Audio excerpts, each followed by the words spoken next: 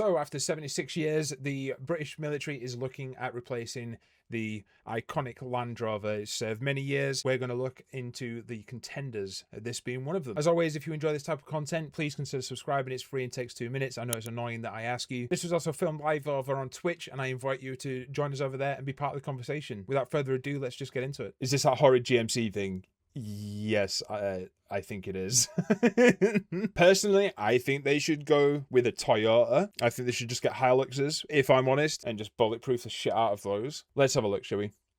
Let's have a look at this. It's called the ISV Utility, a 5-seater infantry squad vehicle made by the American company General Motors Defense. This is already in use with the US and Canadian armies, and at an off-road testing area in Bedfordshire, the makers came to show it off. This, they hope, one of several contenders to replace the British military's iconic Land Rover. The U.S. Army has it deployed with the 82nd Airborne, the 101st Airborne, the 173rd, as well as the Rangers. And the Canadians actually have it forward deployed with their native... If you have ever driven one of those, let me know down below if it was a reliable vehicle or not. What about the new Volvo pickups? Yeah, Volvos are tanks, man. Otherwise, can't we go a full Pterodyne? I'm not sure what Pterodyne is. Oh, they're those things. Like those things that have been on the ice raids and stuff. Dude, they look cool. Oh, it'd do the job. It'd do more than the job. Holy shit. They look like they would put the fear of God into people. Like, you don't want that coming down the road at you. Yeah, do that. You can get a conversion kit for the Ford F-150 that looks like, oh, dude. Latvia. You've probably heard a lot of the media talking about current budgets and what they're trying to get in. It's about building and delivering at scale, but also at the right price point. And that's where you look at vehicles that we call MILCOTs, military commercial off the shelf, and the ability for you to be able to take what is commercially available. So how much does this thing cost? Because if it's a Toyota Hilux, you're looking at what, 30, 40 grand. Okay, yeah, you'll have to put like the additions on and stuff like that. But this thing literally has no doors. A lot of land in YouTube exclusively use the new Toyotas, but a lot of the tanky models are US only. Yeah. Slightly modify it and utilize it for military operations. After a short briefing from our instructor, Pat. So you need that as tight as you can down on your hips. It was my turn to take this £180,000 vehicle for a spin. Fucking how much? 180 grand for a thing with no fucking doors. Get Toyota on the phone right now. Get Toyota on the phone right now. 180 grand. Doors are overrated. Dude, if I'm driving in some shithole place where bullets are going, pew, pew, pew, pew, I want doors. I want doors, okay? My God. Why don't the army add the A10 Vulcan cannon onto a Toyota pickup? Exactly. Just Toyota pickups. That's all we need. That's all we need. You can shove stuff in the back. You can put a canopy on the back. Honestly, we need doors. Yeah, you want doors. You want doors. And a V-shaped hull, okay? 180 To make grand. this pitch, GM has teamed up with 2 other defense giants, BAE. You're going to have to team up with like 7 banks. Like, who is paying 180 grand for this vehicle? Systems and MP Aerospace to form what they call Team Lion Strike. For the British military, this vehicle would be an off-the-shelf solution. There's a civilian recreational version of this called the Colorado ZR2 on sale in the US. Right. The vehicles do have to be converted for military use, a job BAE would do at its factory in Yorkshire.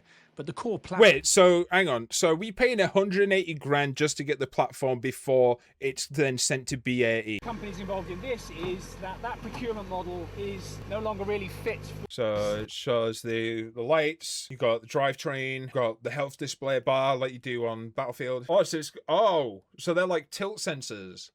So you can see what like inclined degrees of the hill that you're going up and what sort of like sideways degrees you're at and stuff like that, and then you've got the gearing and stuff like that. And it looks like it's an auto, so you've got part reverse, neutral drive, and second. Now it's interesting that you've got second there, so that's for off-road driving, I'm assuming, you know, like a lower gear to get up hills and such. No longer really fit for the 21st century. That it would be far better for militaries to buy vehicles like this off the shelf, that they can get far more of them, far more cheaply, and at far faster speed than those procurement models of old. As part of its... Yeah, I can see that, because like the Land Rover is old as God's mother now, and having parts like readily available is obviously very important. 180 grand though. I mean, how much how much are you actually going to save from it? There's someone who's got a bigger brain than me that can make sense of that. This land mobility program, the MOD is looking for 3 new vehicle types. A light mobility vehicle weighing less than 3.5 tons to replace the Army's 7,000 Land Rovers and Pinzgauer all-terrain vehicles. It also wants a similar LMV, but this time with protection that has to weigh less than 10 tons. These will replace the existing fleet of Foxhound, Husky and Panther vehicles. The Army's expected to get around 3,000 of these. And finally, the MOD is also looking for a heavier, medium protected mobility vehicle weighing less than 20 tons. This is to replace the Mastiff, Ridgeback and Wolfhound. The order for this could run to 1,600. One of, if not the biggest threat all these vehicles will now have to face is drones. I am literally about to release a video on drones. GM make a protected version of this squad vehicle for that very reason. They've also teamed up with a Norwegian company that makes clip-on modules that fit the back of these vehicles. These can be fitted out with counter-drone technology, electronic warfare systems, even loitering munition launchers. They can also carry a deployable tethered drone system that can offer 360. I wonder how, like, the range that goes to, like, if it's got, like, jammers on and shit like that, like, what's the range of that? Degree surveillance, ISR, above a location. The modular system means all this can be removed and updated easily. The nice thing about detaching the capability from the vehicle is that you can remove the system. I'm struggling to understand this guy. For example, a drone or a counter-UAS system or a power solution. So that makes it safer. You can put the system and let it work outside of the vehicle. Okay, so you detach it and leave it there. That increases the safety of the operators.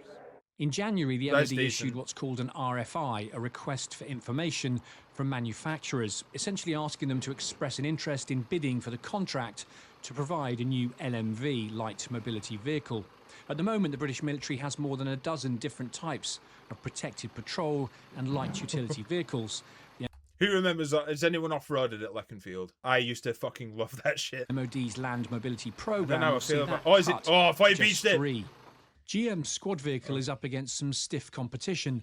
The Talis Hawkeye in service with the Australian Defence Force and Babcock's General Logistics vehicle, a militarised version of the Toyota Land Cruiser, are 2 other likely Why are we not using that? Whatever the British military buys, it will have big shoes to Just get the Land Cruiser. They just run forever. I know a little bit about the Land Cruiser because I wanted to go buy one. We've offered it at Brecon. How this is gonna taste? Yeah. Oh, Brecon. How I do not fucking miss you whatsoever. to fill. After 76 years, the iconic Land Rover is 76 years, dude. The decision on what replaces I know people who don't even own a car for fucking 2 years. It is expected to come in October next year, with the military's new vehicles due to enter service sometime before 2029. Simon Newton, BFBS Forces News at Millbrook Proving Ground in Bedfordshire. Interesting. Thanks for watching. I want to see the price on the Toyota, if I'm completely honest. I may be a little bit biased because I like my Japanese vehicles, but I think the Toyota will a Toyota will always outlast anything made by General Motors. That's it. So, personally, I think we should get the Land Cruiser, but you let me know down below what you think we should get instead. 180 grand, dude. Are you kidding me?